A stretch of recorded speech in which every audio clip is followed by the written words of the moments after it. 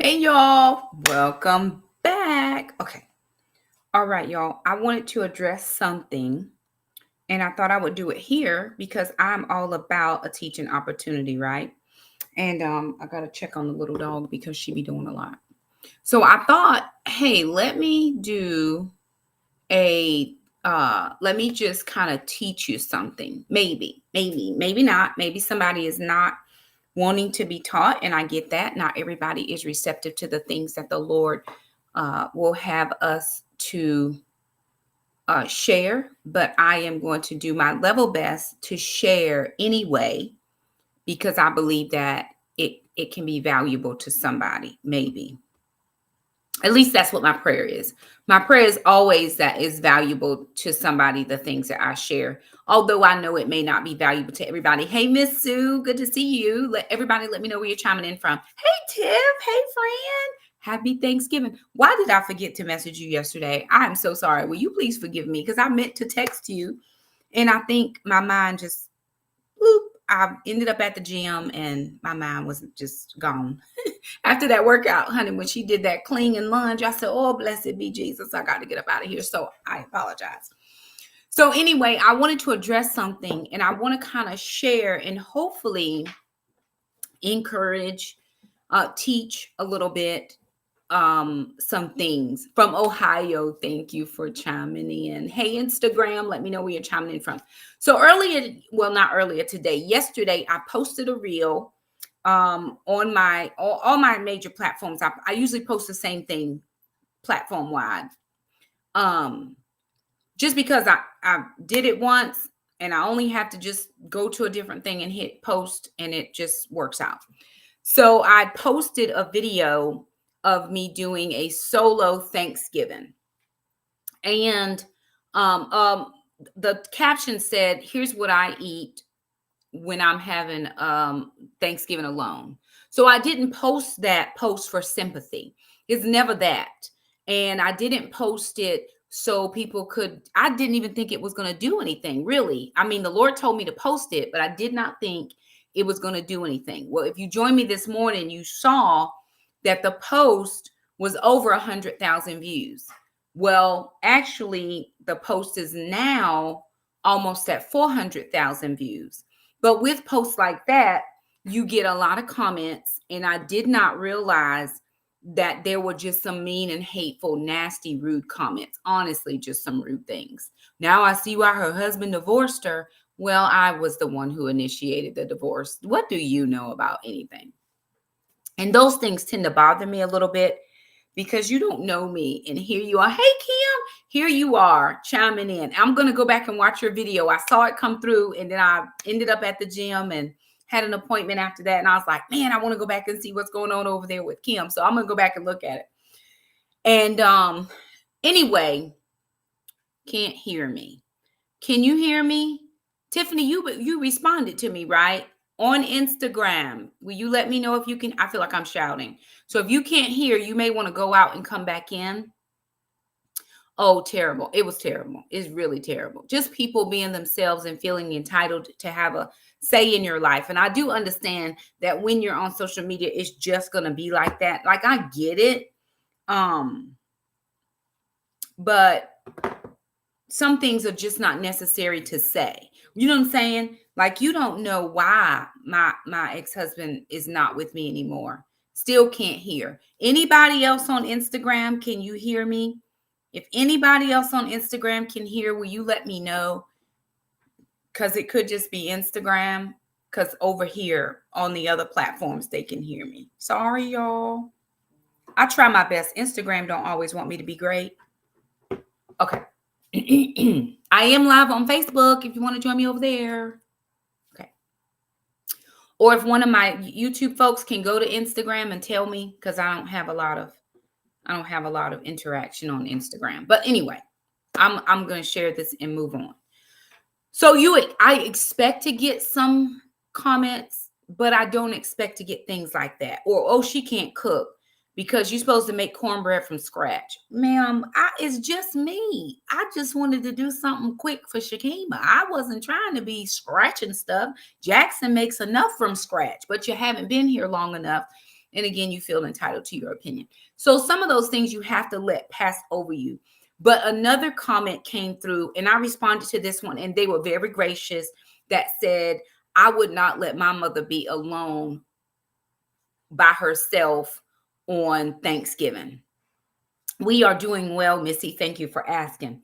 My family's well, and we hope yours is as well.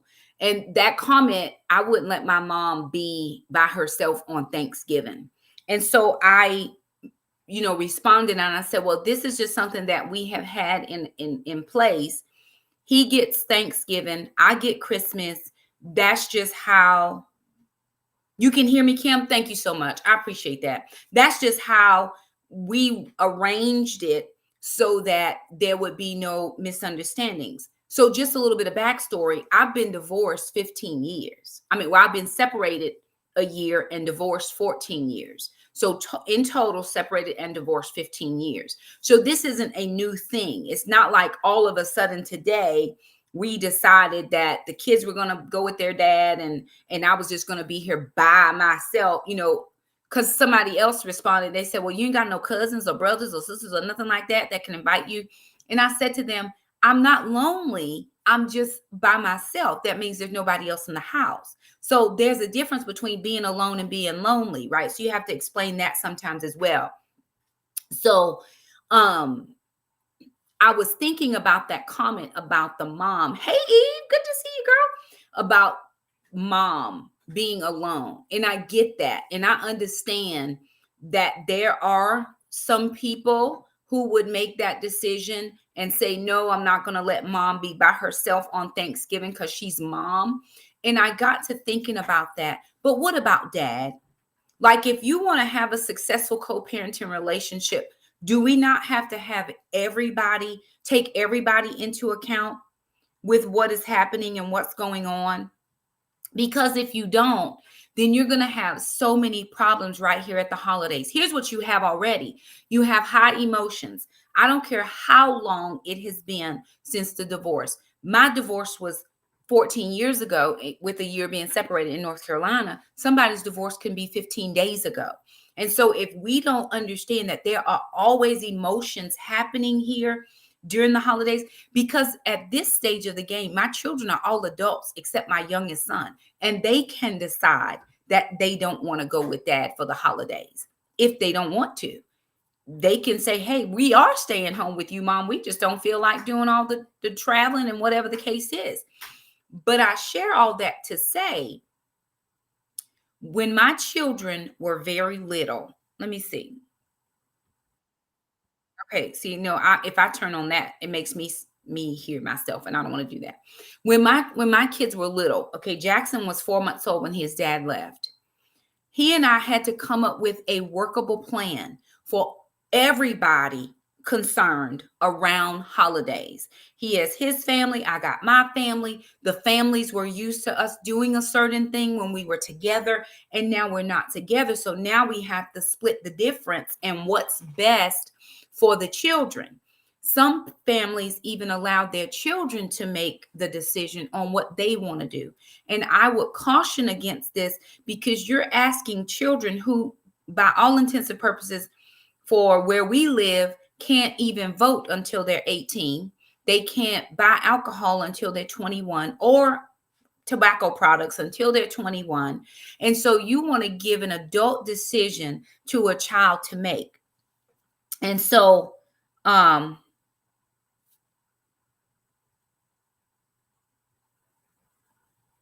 see, and that becomes an issue as well, right? The comment says, when the news got out that I use these holidays to by myself just as a rest time, all the visits stopped. So now you have somebody who's saying, oh, you gonna rest? Oh, no, you're not, because I'm not coming in to do my part.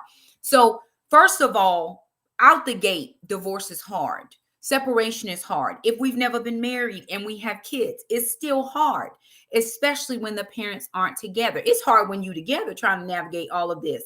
But when you're not together, it's even harder, because yes, now we have two homes, two sets of rules, two sets of this, and two sets of, it's all just all the things. For my sanity's sake, and for his, I hope. We decided, that was him and I sat down and I came up with a workable plan for me. And I said to him, will any of this work for you? This was when it was every other weekend. I was planning to be Stella and get my groove back. I was trying to be outside then. I'm outside now, but I was really trying to be outside then. And I just had a list of all the things. I can drive them this far. I can come this time. And why did you do that, Shakema? Because I didn't want my children to go through any more stress.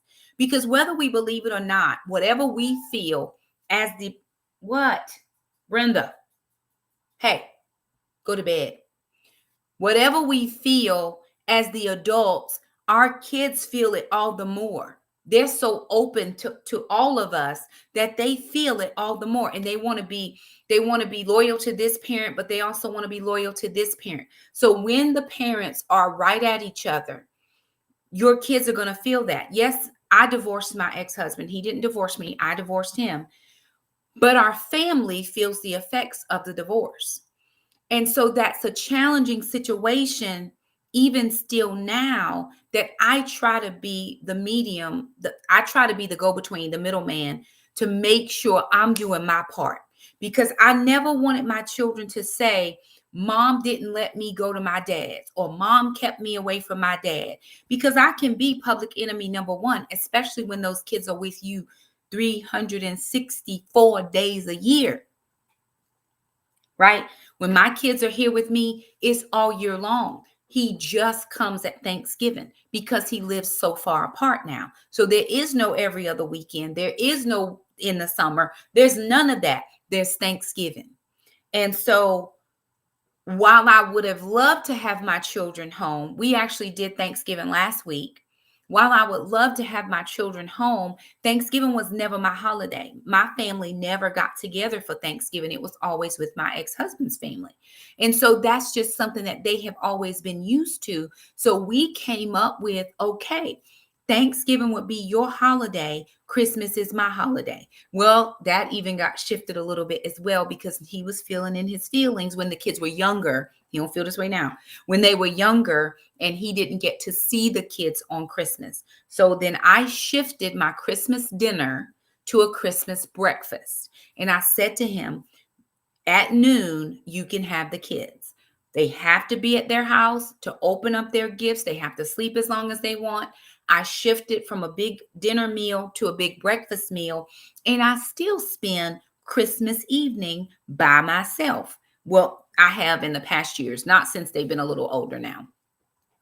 But I did all of that again to make sure that there was no anxiety with my kids. I don't know who to be with. I don't know who to be loyal to. Mom's going to be mad if I want to be with dad. Dad's going to be mad if I want to be with mom. Like, we get to make that choice and decision as their parents. Were we not the ones who laid down and had them? So if that's the case, then shouldn't we be the ones to sit down and discuss it?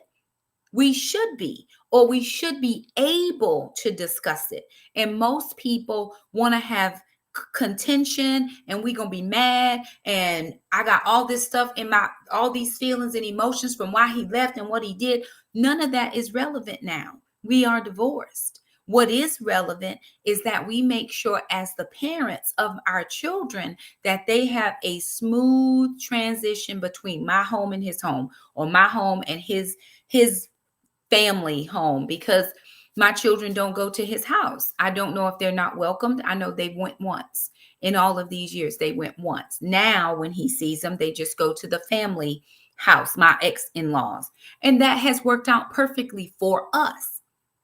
It's worked out perfectly for me because I don't have anybody else in their life telling them stuff. His wife doesn't want to be involved. That's her choice. We invited her to be involved. She chose not to. Period. That's perfect. But I was not going to be the bad ex-wife. I was not going to be the terrible baby mama. I wasn't going to be the one that said, no, they can't do this. No, they can't do that. No, no, no. And we've had our moments of discussion. But again, we came to the table and I said, okay, this is what I'm comfortable with.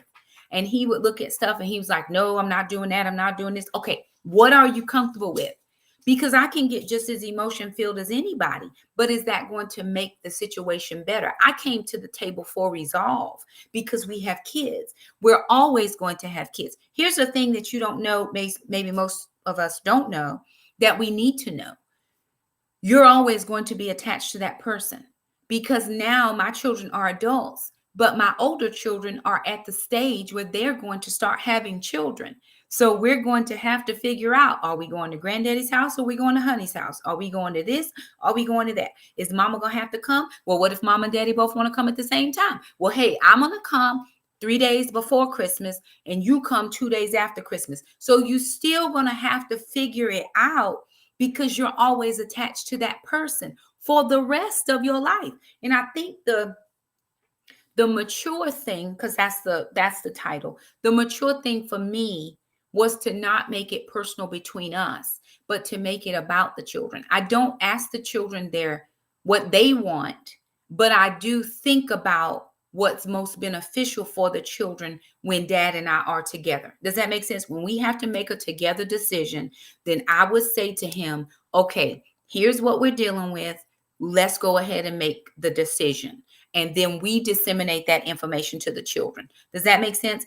I think a lot of couples now just like the drama. Maybe I'm just seeing too much social media where we're just fighting back and forward with each other. Who says that we have to always have drama just because we're not together?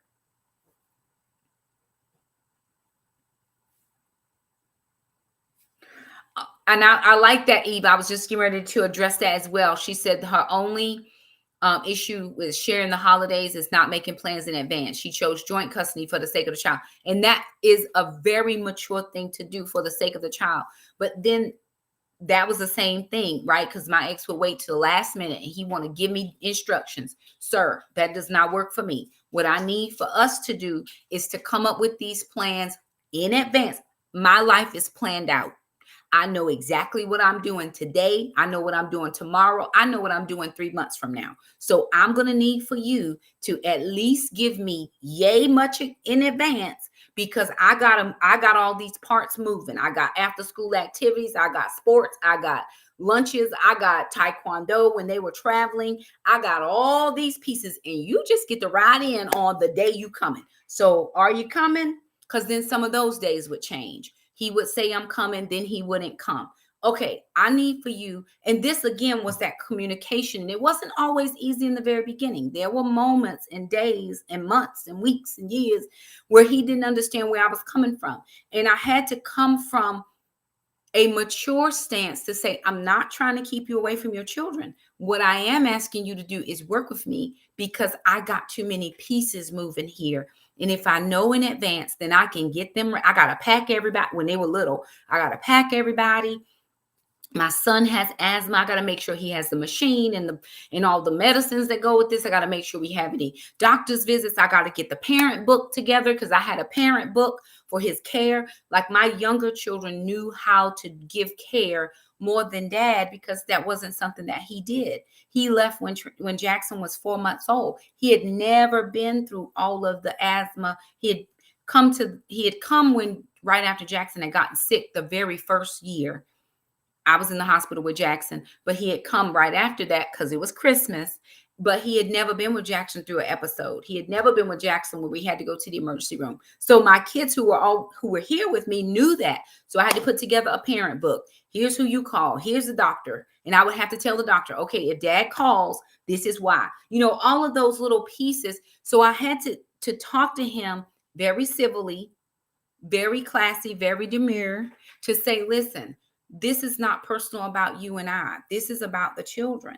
And if we want our children to be good as they continue to grow, then we got to work together. And it was hard for us, because there was a lot of personal stuff. There was no closure when we got divorced. We just got divorced because I was getting divorced. I'm not staying married to you one more moment longer.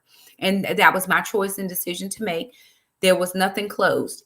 This is it, finality. But I still had those children, and I needed to make sure that even in the transition phase, there were no bumps in the plan. I know some people have to meet at the police station because they have no civility towards each other. And so in order to exchange children, we got to meet at the police station just in case one of the parents decide to go off crazy on each other. Like, why is that a thing? First of all, going speaking on a mature level, because I'm 48 years old and he's over 50. If we can't get this thing together, we are the ones with issues. But if my children see all of this contention between their parents, then they're going to be contentious with their spouses or their relationships because that's what they learned. That's what I learned when I was growing up, that there was always contention in relationships. And so I try to bring that to the relationship when I got in one. Praise the Lord that the Lord got my mind together, and I don't deal with those. I don't do contention. So it's never been a problem for my ex-husband to show up at my house to pick up his kids. These are your children. Of course you can come to their house and pick them up. What do you mean? We got to meet somewhere.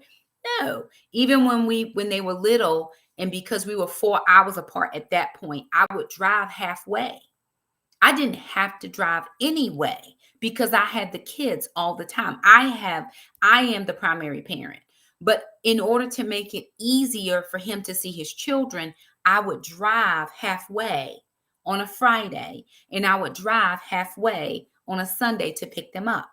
Little known fact, and I'm not telling anybody to do this, but for the first year we were separated. When he would come here for those drive here those 4 hours, I would pack a bag and go stay at my sister's house, and I would let him stay in my house with his kids for the weekend, whatever weekend he came. But again, that was because I didn't want the backlash from my children to say, Mom never let me go with my dad, or Mom kept me from my dad. You're not going to have that testimony, not about me, not about Mom, because that would not be true. That is not true at all, ever. And so what we're going to do is we're going to come up with something that works. Now, I'm not telling you to leave your home and let somebody stay there. That just worked at the time because my kids were little. They needed their toys. They needed their stuff. He was trying to find people to stay with. We are not finding anybody to stay with. They can stay in their own house. I will go somewhere and I'll find a place. Now, is that altruistic? It could have been. I was just thinking about my children at the time. So I'm sharing all that from that one comment that says, I wouldn't let my mom be by herself. And I understand, but I wasn't lonely, right? Even, like I said, they went with their dad yesterday. It wasn't a lonely thing. It was just, there was nobody else in the house, and that was perfectly fine. Why was that fine, Shakema? Because I have found other things to do outside of my children. When they were smaller, my life surrounded by my children. When they got older, they have their own activities. Jackson's in track, sister works a job.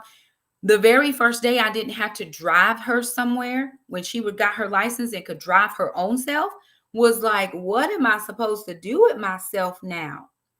And I found a workable situation. I started going to the gym in those hours that I would use. I would find friends, and then I would throw myself into the ministry, and I would have different trips I would go on and different things, because now I can have a life.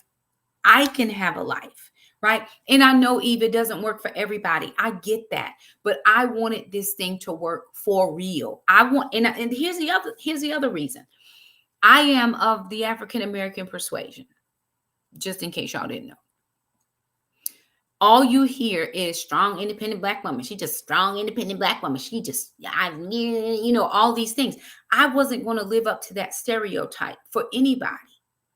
You were not going to look at me and say, she is just that woman who never wants me to be with my kids.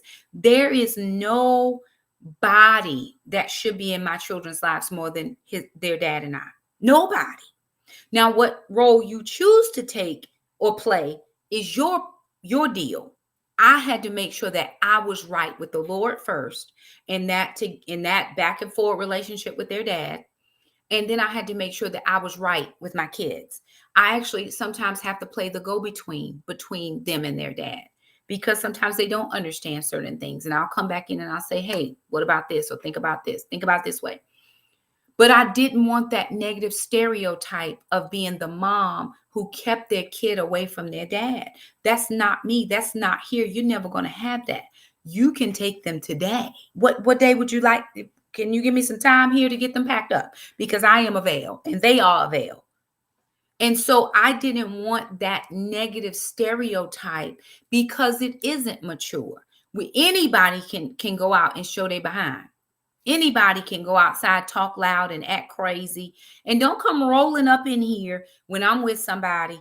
You with somebody, do what you needed to do. And then I didn't want, at the same time, I didn't want the man that I'm praying for, the husband that I'm praying for, I didn't want him to have to come into a situation that was volatile. Because like I said before in a different video, anything that I have, this was on a reel, anything that I have that is attached to me, that man gets. And that includes an angry ex-husband. That includes a angry baby daddy who's mad at me because I didn't handle this relationship right between him and the children, or me and him where the children were concerned. I didn't want that for my new husband to have to come in and now have to regulate this man who jumping at me crazy because I made a poor decision. It was up to me to make this work out so that when God sends that man and he comes here, he can look at me and say, wow, you really have done some work here, girl. I mean, you really had me in mind when you were working out this situation, because I've always had my future husband in mind, where anything that had to deal with my ex-husband, because he is going to have to deal with him. But there should never be a time in what we've managed to do now where we go to the same situation. Say my daughter get pregnant and we go to the baby shower. We got to sit on this side. They got to sit on that side and nobody can talk to each other. That's ridiculous. What are we mad about? We have the marriage is done. We know that. The children are well. We know that. So now everybody should be able to come to the same place with as much civility and maturity as we all can muster and manage. If you choose something different, that's you. But what I'm going to do is I'm choosing the high road, which is not to purposefully treat them some type of way. So now that there's all this contention and strife, the Bible says where there's envy and strife, there's every evil work. That's in James.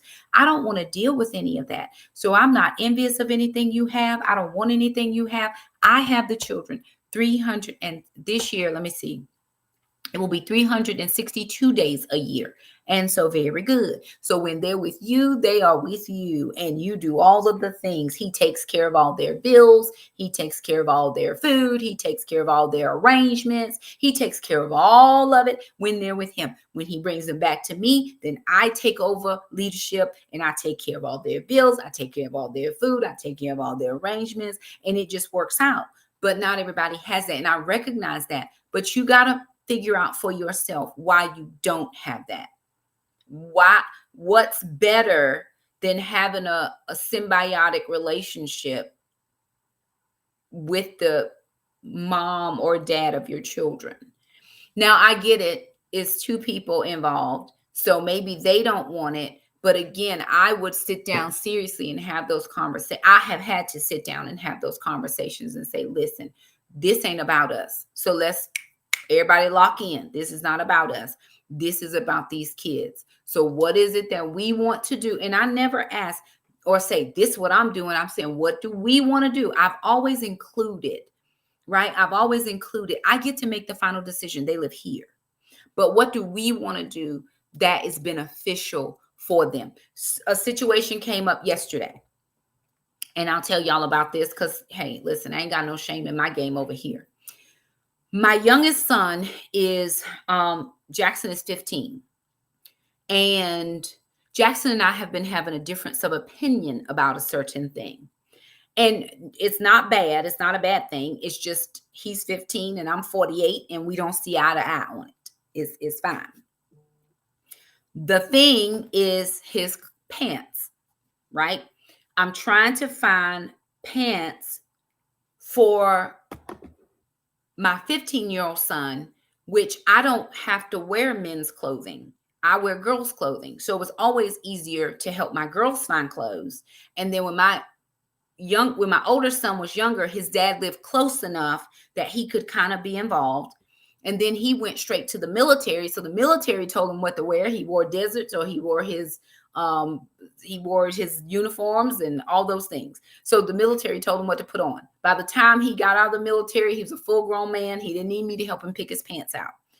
My youngest son, on the other hand, needs help to pick his pants out. And then my oldest son was so little, he was a little guy until I think he turned 18, when he finally started to grow.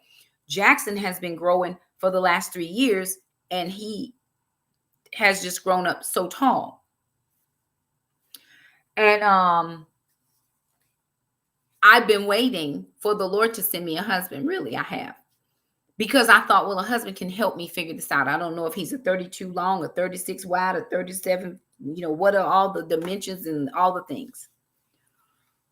And it's just bothered me, because I have to buy belts, and his pants are gathered, or that he forgets the belt and now they're sagging. And I'm like, oh, you're not about to go out this house looking like you don't have parents. Oh, no, sir.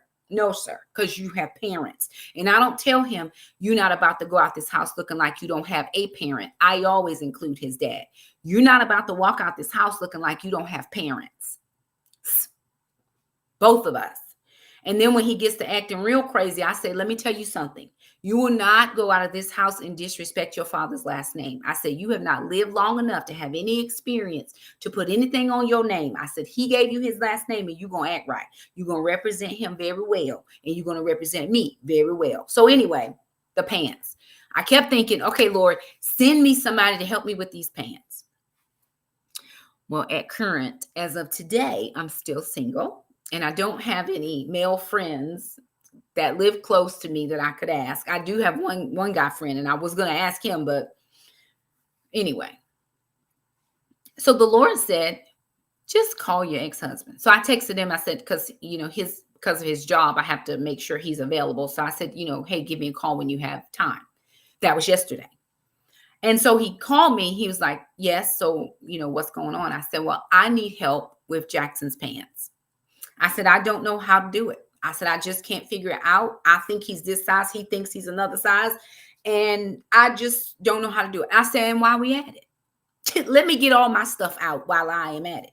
But again, I'm not coming at him crazy. Well, if you was here and I wouldn't have to figure out these pant sizes, and you should have been here anyway, and I don't know why.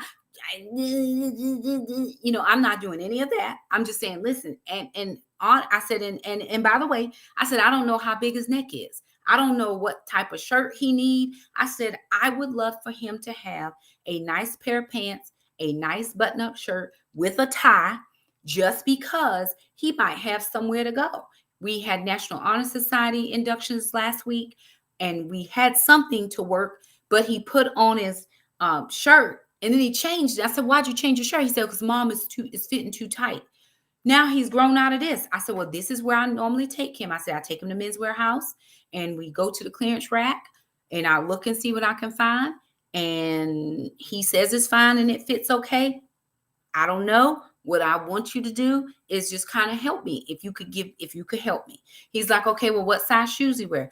A 13. Child, listen, I don't know what size shoes you wear. I just buy the shoes. So if you want to figure that part out as well, that'll be very helpful. But I said, I'm dealing with the jeans. I said, he goes out the house with his sweatpants on, and that's kind of the uniform of the teenager, but it would not be the uniform of my teenager, because I need him to do something different. And so we had that conversation. I think we probably talked for 30 minutes. And I said, and his hair, I said, the haircut, I want him to have a light brush cut, a little taper fade down, whatever. He wants to have soccer hair. I said, we just are not in agreement. So if you would be available to help me with this, I would appreciate. And by the time we got done with that conversation, we were not in emotions. We were not heated. He didn't feel talked down to. I just said, listen, I need your help, because I don't know what I'm doing. Sometimes you got to even take that low road to say, hey, you are the expert on this. I don't have expertise in this area, because the truth is, I'm not a man. I don't wear men's clothing. I don't plan to wear men's clothing. It's just not a thing that I'm trying to do, but you have the experience. Can you help me in this area? And he was like, oh, sure, I got it. No problem. So he went down all the things that he was going to, ask him about or help him with or whatever. And I appreciated that. I fully expect when my son, when he comes back, he's either going to have a nice pair of pants and a shirt, or he'll know exactly what to buy and he'll send the money to buy it. And that is the way it is, because we have made a conversation. We've just made an alliance. We have decided to co-parent one with another because it's better for our children. Instead of them seeing us cut the monkey fool with each other, that's just not what we're doing. It's just not. I saw something the other day, and I won't mention names because I think that's just trashy. But there was a prominent person, and if I mentioned the name, you would know exactly who I'm talking about. So I'm not going to say it.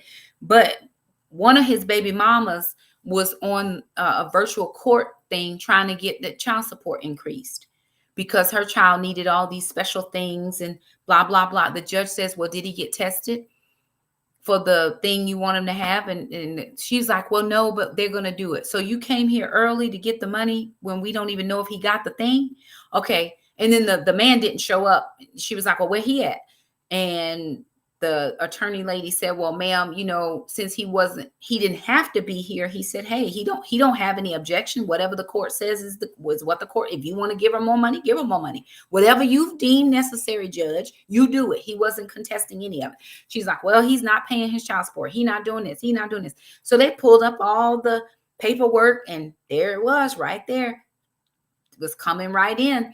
And that's another thing. When child support comes, I made a special request by the court because I did not want another Black man in the system. I didn't. But it didn't work out the way I had planned it. So it worked the way it worked. And I asked the court, I said, will you have him pay the state? I don't want him to pay me because I know what that's going to look like. I need him to pay you and you to pay me. And so that has been a thing. The money is not an issue with us. I don't ask him for one dime extra than what he's judged in child support. He sends extras. Birthdays, they get something. Christmas, they get something. If he hears of something they need or they get, he'll send a little extra something in the mail. When my daughter bought her car, he sent something for that. When my daughter bought her car.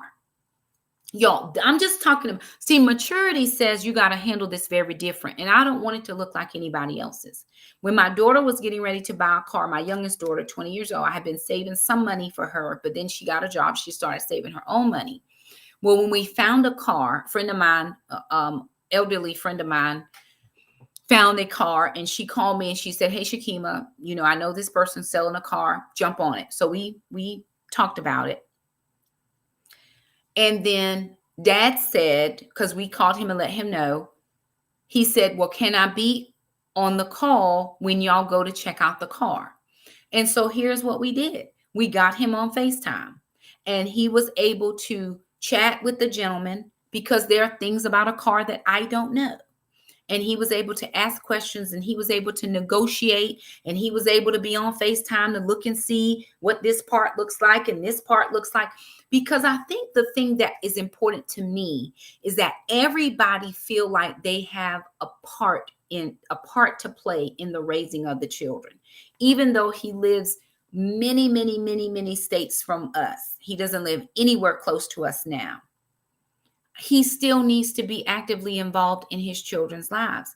And it is up to me to bridge that gap. I'm the person. Well, it has been up to me until they became adults. Once they become adults, I'm no longer involved in what they decide to do with their dad. The only person that I have control over or any say in is my youngest son, because he's only 15. Sister is 20. She involves with her dad the way she wants to. My 28-year-old, my 34-year-old, they involve with their dad the way they want to do it. And I don't have anything to say about that. When they get to the age of grown, I let them handle it. But as long as they're under my care and they're not grown, then it is up to me to keep that communication open with their dad. Because they may not be able to understand how to chit chat or how to bring things up, especially my youngest son, because he's the only one who's never lived in the house with his father. Never. 4 months. That's it. And so I have to be the one to help him navigate certain things where his dad is concerned. Now his dad calls him every day. They talk on the phone. They have their own conversations. I'm not playing middleman in their relationship. I'm playing middleman in, hey, we need to make this decision for these kids, or this is what needs to happen. And I'm just letting you know. Even when they were younger, before we had Facebook, and before I was actively involved in all these things, I would do a family newsletter and I would send it to him every single month in the mail. I would do all of the things that he was missing, and I want him to be able to be involved. Here's what you are missing. Because back then they didn't have their own cell phones. They couldn't talk to him. I put in a phone in the house for the kids, so he would have a number for them, because he got remarried fairly quickly. And I never wanted there to be any contention between him and his wife where I was concerned. So you don't have to call my cell phone. I put in a phone line for the children. You can call this number. They know when it rings to pick it up. And if you need to talk to me, then you talk to me then, because I didn't want to cause any problems between him and his new wife. I never wanted to be the person who was coming between them. Now, if she got issues, that's her issue. It don't have nothing to do with. She ain't never going to say, well, you was on the phone talking. No, Sally. He was not. He chose to do what he wanted to do, and I made it avail. So I think there's just a way that we can all be mature in how we deal with our person. Because the truth is, my grandmother would say it so differently, but I'm going to say it as nicely as I can. We laid down with them. And when they was doing all the things that they was grown enough to do, and we was receiving it, we have no problems with them people. It was when they left that we had the problems. So here's what I'm going to do. We're going to take away all that intimacy and all the problems that, I don't want you with her, whatever the case. Because if I alienate him, think about this, ladies and guys, there might be a couple men on. If you alienate the person, the other person, you don't know where they're taking your children, and you don't know who they're going to be around. But when you have a symbiotic co-parenting relationship, then they are more apt to run things by you, to at least let you know what the deal is when your kids have to go off. Because I always needed to know where my children were. We had a conversation, it was a couple years ago, I'm sure. He wanted to take the children somewhere, but he didn't want to tell me where they're going. I am so sorry to tell you, but if they get into any trouble, they're going to call me, and I need to know where they are. I'm not coming there to be with you.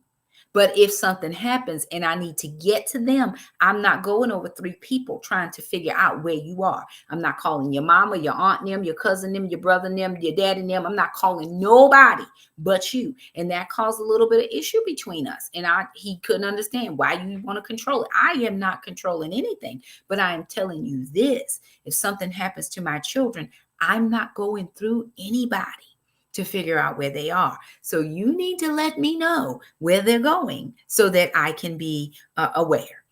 Go where you want to go. But if something jumps off crazy and I can't get to you, how am I going to get to them? And that's what I had to explain to him. And again, it's very challenging to understand that nothing's going to happen to them while they're with me. I understand that. But you don't get to control a drunk driver who decides to drink and then get on the road and drive. And the next thing you know, there are issues and problems that you didn't count on, but now I'm having to live through. So you got to make sure, because everybody thinks life is just going to be like, it's just going to be perfect and all the things.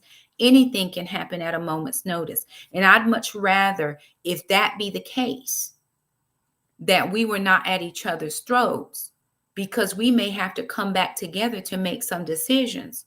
And I'd much rather know that we can do that as parents of these children, not friends, as parents of these children. And I think that's another thing that people have to think about. You want to be friends with your ex. We are not friends. We parent because we have children together. There's a whole different relationship that I have with my friends than I have with my ex-husband. We co-parent together because that's the role we play with each other. We're not going out to lunch. We're not going out to dinner. We're not going to hang. We're not going to happy hour. He ain't just coming over to sit and chit chat. That's what I do with my friends. But with my co-parent, we have to make decisions. We have to know what's going on. He has to know about my son's medical stuff. How can I sit here and not let him know about the medical things? Because if Jackson is with you, you need to know about the medical things. Even to the point, y'all, that when I send my kids, well, sister's old enough now, she has her own medical card, but I've had to give him Jackson's medical card. Do you know how naked I felt giving him the medical card?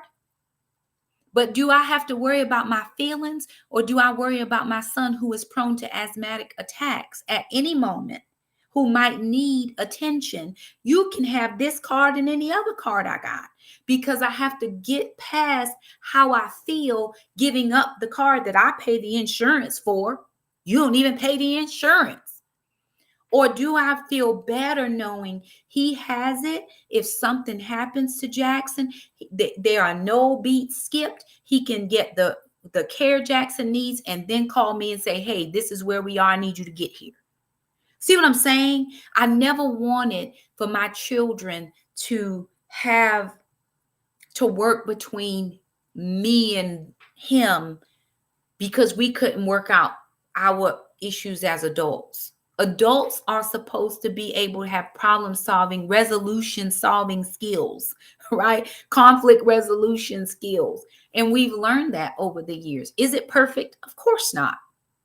There's still moments, but they're less and less as the years go on, right? So anyway, I wanted to share that because that person felt a type of way for me. And I didn't need that. I didn't need for anybody to feel a type of way because I was spending Thanksgiving alone. I wasn't spending Thanksgiving lonely. There was just not anybody else in the house at the moment. Later on yesterday evening, I slid by my sister's house. My sister was having her family over there. She's my best friend from church, but we're friends. It's her house I would slide by and just hang out to chit chat, right? We're friends.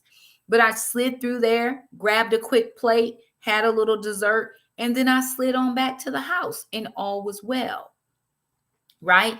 So it wasn't like I didn't have people. I was in this depressive state, this depressive mood because I don't have anybody to be with. That really was not the case. None of that was important. It was trying to show those people who were navigating the space that I've navigated for the last 15 years, how to do it. And I keep I hope that I'm helpful in this because Eve, we're not friends. We are parents. And there's a difference between being a friend and being a parent. Now you have some parents that are friends. My dad is he was friends with my mom until my mom passed away. That worked for them. I never wanted my parents to be together ever because it was it was toxic. Just stay away from each other. My mother was in love with my dad until she died. And my father had been married to another woman for 20 plus years. She was so in love with him. I didn't want my parents anywhere together, nowhere. Right? But they were friends. It was always with them. They just had whatever relationship that they had. And it worked out for them. For my ex-husband and I, we respect each other's boundaries. We have civil conversations. We make sure that we are civil in front of the children, even if we have a disagreement. We have learned how to say, hey, listen, I need a minute. Let me get back to you. Let me get back to you. And that's very good. In the very beginning, especially when I found out he was remarried, I had worked on the friendship piece, but his new wife did not desire that. And once you tell me you don't want to be my friend one time, I'm good. I don't need it again. I'm great. She didn't desire a relationship with me in that regard. As far as the children were concerned, she doesn't desire a relationship with my children that I'm aware of, because like I said, they've only been there once in the 15 years. And so that's perfectly fine. If you don't desire that, it's great. It's perfect. I'm okay. So, and again, I didn't want to do anything that would cause him problems when he had to go back home to his spouse. So I just stepped away and I just decided to be a co-parent because that was safer for him. It was easier for him because I didn't want him having to have the third and fourth conversation about why he was over here being friendly with me. It wasn't one of those battles I was willing to fight. And it's worked out. Honestly, it's worked out. I have a very good relationship with his family because I probably have spent more time with them getting the kids back and forward and doing, because like I said, he moved away. We all still live here in North Carolina. So I've had much good relationship with his family. Worked out because I didn't keep the kids away from them either. I said, hey, these are your relatives. If you want to be involved, just let me know how I can facilitate that. And it takes a lot on a person to be, and I'm not perfect, y'all. I'm not. So don't get that. I'm not saying I've done everything right. I've had my moments of on my nerve. But I had to think about the fact that this is my children's father. He's always going to be their father. It's never going to be different. And so if that is the case, Shakema, you got to make a decision about how you want to move forward in maturity. I'm a class act. I'm a classy woman. I am a mature woman. I don't have to have the last word. I don't have to be arguing with you. I am not going to argue with you in public, period, at all the end. No, I'm not. I'm not going to argue with you. I've done all the arguing I plan to do. I mean, I have argued back there. I'm not doing it now. Right. And so he respects that. I respect him as their dad. I always try to make sure that they stay in contact. I always make sure, did you call your dad? Did you tell your dad? Just because they don't always think about it. And so I hope he appreciates it. He used to, there were years in the past when he would send me a Mother's Day card. Thank you for being the mother of my children. You know, we don't do that anymore. I haven't received that. And I never do holidays. The kids are on their own. But that's because we didn't grow up celebrating holidays in my family. It's not that I don't want them to do something for their dad, but we just never celebrated holidays in my family. So it does not cross my mind to do anything. Now they're older, they do their own stuff and I don't have to worry about it. And I like what Tiffany said, her mom and dad are friends, and that's good. Some relationships can get to that part. Some can't.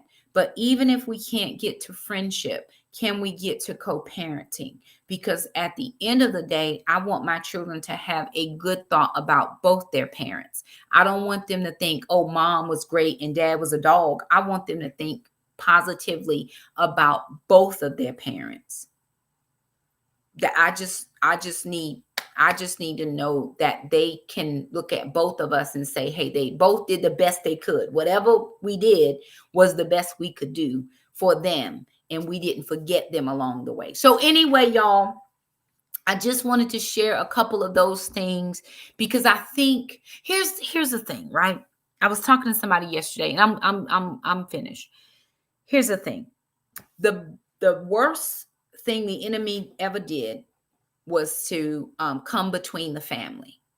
See, marriage is God's idea, and it's a good idea. But if I can separate the family, then I come against the community. And when the community goes down, now you have lawlessness. You got people doing whatever. You got folks just coming in people's houses, doing all kinds of random stuff because there is no community. There aren't any men there. And so a lot of us who are single moms with no active dad or parent in the household, you know, that's what happens is begin to bring our communities down. And so I never want to see that. I want to help build up people, build back better, right? I want to build people up. I want to build up the women to be very secure in who we are, but not having to be who they are. I've never been their dad. I've never been a man. I've never been, don't celebrate me on Father's Day. I'm a mom. I've always been a mom. I don't celebrate Father's Day. I'm not their mama and their daddy. I can never be that. I've never had that. I'm their parent. I'm their mom. They have a father. And so I I want to build up women who are secure in who we are, who understand the role that these people play. And if the Lord were to choose to put another person in their homes, I want us to be able to keep and hold on to that relationship. We should not be going through 3 and 4 and 5 and 6 and 7 and 12 husbands. We shouldn't. We shouldn't be going past one. But I had one. I'm praying the Lord give me another one. But I shouldn't have 3 and 4 and 5 and 6. This ain't a revolving door, honey. This ain't the hotel, motel, Holiday Inn. Come on now.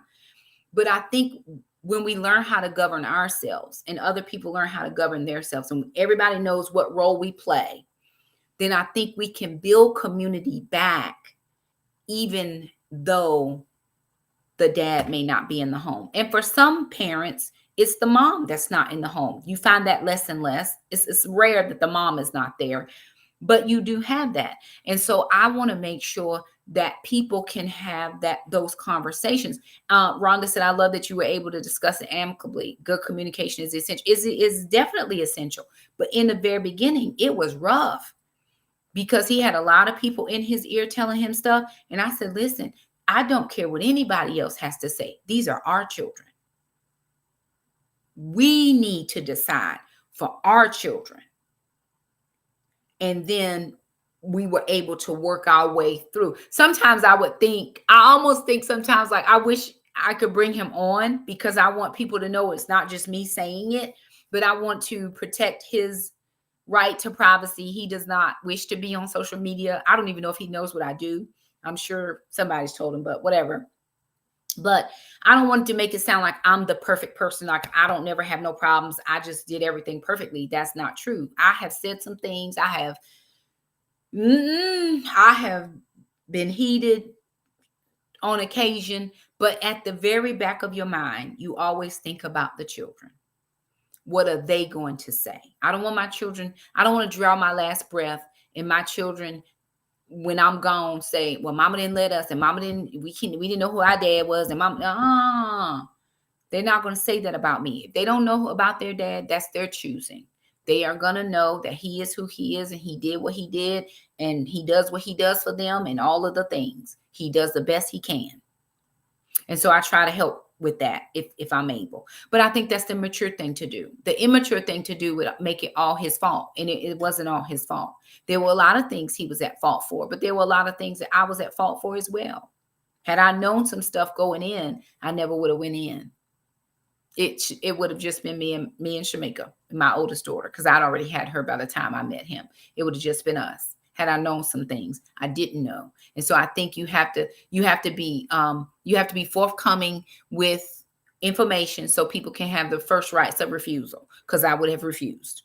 I would have definitely refused. But there were some things I didn't know till way later in the game. And when I found out, and I was like, oh, okay, I'm glad you told me. I'm out of here.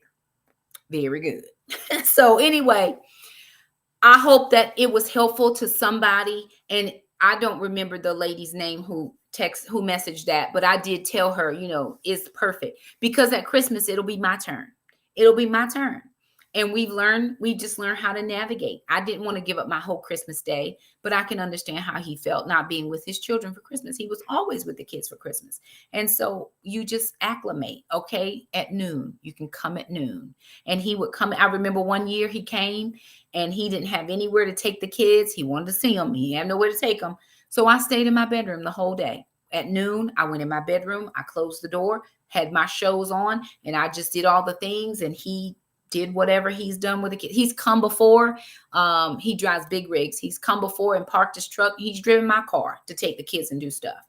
Why make it harder when you don't have to make it harder?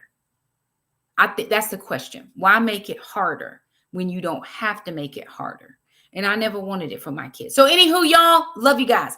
Like the video, share the video. Thank you for coming. Thank you for being a part. We appreciate you. I hope it was helpful. And if it wasn't, just charge my head and not my heart, because I want people to be well. I want families to be well. It's the assignment and the burden that God has put on me in my heart. So I just try to be obedient. I'm supposed to be on vacation and not doing all these lives. And here I am live again. Anyway, I'm going to watch chick flicks right now. So there it is. Happy holidays. Enjoy the rest of your leftovers, because I just ate my leftovers that people don't think I can cook, but whatever. You weren't invited. So anywho, love you guys, and I'll see